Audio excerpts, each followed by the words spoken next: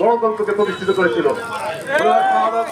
ওরা শাহাদাতের পরে আমরা লক্ষ্য করেছি যে এই স্বৈরাচারী এরশাদ সরকার 9 বছর বাংলাদেশে শাসন আমল কাবু করেছিল।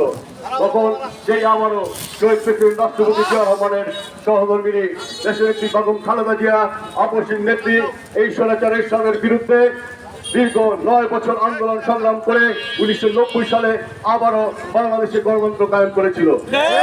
এর পরবর্তীতে 2009 থেকে 2024 দীর্ঘ 1.5 যুগ ধরে বাংলাদেশের স্বৈরাচারী শেখ হাসিনা সরকার, ব্রিটিশ সরকার এই বাংলাদেশের মানুষের উপরে অত্যাচার নিপীড়ন করেছিল।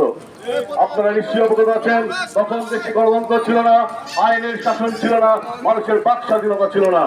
তখন এই বাংলাদেশ জাতীয়তাবাদী দল বিএনপি 16-17 বছর রাজপথে আন্দোলন সংগ্রামের মাধ্যমে এই ব্রিটিশ সরকারকে সমালোচিত করার লক্ষ্যে আন্দোলন সংগ্রাম করে আসছিল এবং তারই ধারাবাহিকতায় সেই 5ই আগস্ট ছাত্র জনতার গণঅভ্যুত্থানের মাধ্যমে এই বাংলাদেশের ব্রিটিশ শাসিত সরকারকে শুধু ক্ষমতাচ্যুতই করে নাই, বাংলাদেশ থেকে বিতাড়িত করতে বাধ্য করেছিল। ছাত্র বন্ধুরা তার নেতৃত্ব দিয়েছিলেন সেই সুযোগ্য পুরুষ যিনি শহীদ রাষ্ট্রপতি জিয়া রহমানের সুযোগ্য পুত্র এবং দেশনেত্রী বেগম খালেদা জিয়ার সুযোগ্য পুত্র, সেই দেশনায়ক জনাব তারেক রহমান।